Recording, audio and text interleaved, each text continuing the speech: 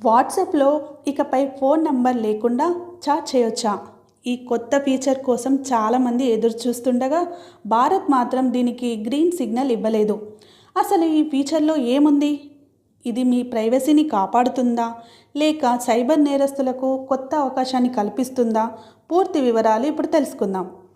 ప్రపంచంలో అత్యధికంగా ఉపయోగించే మెసేజింగ్ యాప్ వాట్సాప్ త్వరలో యూజర్ నేమ్ అనే కొత్త ఫీచర్ని తీసుకురావాలని ప్లాన్ చేస్తుంది. ప్రస్తుతం వాట్సాప్లో ఎవరికైనా మెసేజ్ చేయాలంటే వారి మొబైల్ నంబర్ తప్పనిసరిగా ఉండాలి. కానీ కొత్త ఫీచర్ అందుబాటులోకి వస్తే ఫోన్ నెంబర్ను షేర్ చేయకుండా కేవలం ఒక ప్రత్యేకమైన యూజర్ నేమ్తోనే కొత్త సంభాషణను ప్రారంభించే అవకాశం ఉంటుంది. మెటా ప్రకారం ఈ ఫీచర్ వల్ల ముఖ్యంగా తెలియని వ్యక్తులు, బిజినెస్లు, క్రియేటర్లు లేదా కస్టమర్లతో మాట్లాడేటప్పుడు వ్యక్తిగతంగా మొబైల్ నెంబర్ను దాచుకునే అవకాశం లభిస్తుంది. అంటే యూజర్ల ప్రైవసీ మరింత బలపడుతుందని కంపెనీ చెబుతోంది. అయితే ఈ ఫీచర్ను భారత్లో ప్రారంభించే విషయంలో కేంద్ర ప్రభుత్వం కొన్ని కీలక ప్రశ్నలు లేవనెత్తింది. ఈ ఫీచర్ ఎలా పనిచేస్తుంది? యూజర్లను ఎలా వెరిఫై చేస్తారు? నకిలీ అకౌంట్లు, ఇంపర్సనేషన్, ఆన్లైన్ మోసాలను ఎలా అడ్డుకుంటారు అనే అంశాలపై పూర్తి వివరణ ఇవ్వాలని మెటాను కోరింది. అంతేకాదు, ఈ అంశంపై సమీక్ష సంప్రదింపులు పూర్తయ్యే వరకు భారత్లో ఈ ఫీచర్ను ప్రారంభించవద్దని కూడా సూచించింది.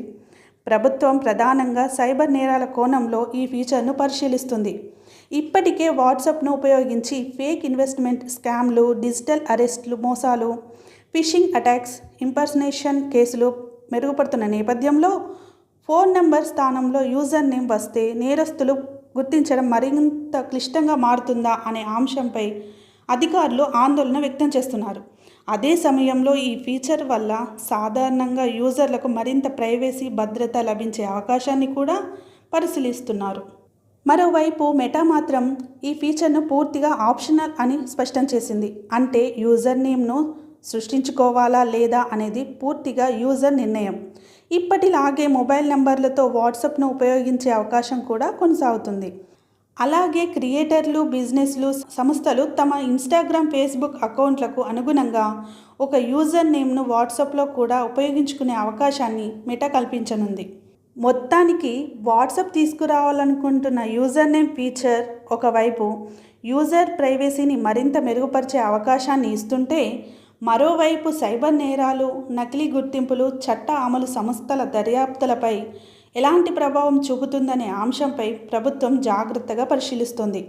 ఈ ఫీచర్ భారత్లో ఎప్పుడు అందుబాటులోకి వస్తుంది, ప్రభుత్వం ఎలాంటి నిర్ణయం తీసుకుంటుంది అనేది రాబోయే రోజుల్లో స్పష్టత వచ్చే అవకాశం ఉంది.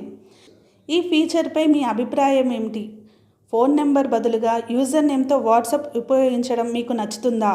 లేక భద్రత పరంగా ఆందోళన ఉందా? మీ అభిప్రాయాన్ని కామెంట్స్ రూపంలో తెలియజేయండి.